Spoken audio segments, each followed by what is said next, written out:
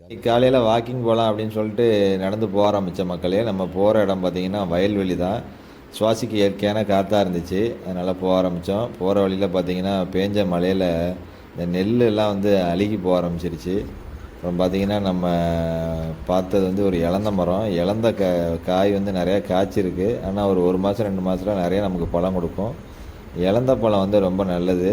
இது பிஞ்சாக இருக்குது. இலந்த பழம் கிடச்சா வாங்கி சாப்பிடுங்க. பார்த்திங்கன்னா ஒரு போகம் விளைய வச்ச பிறகு அடுத்த போகத்துக்கு வந்து வயல்லாம் கொஞ்சம் கொளுத்தி க்ளீன் பண்ணிகிட்ருக்காங்க. அதான் இப்போ பார்க்குறீங்க.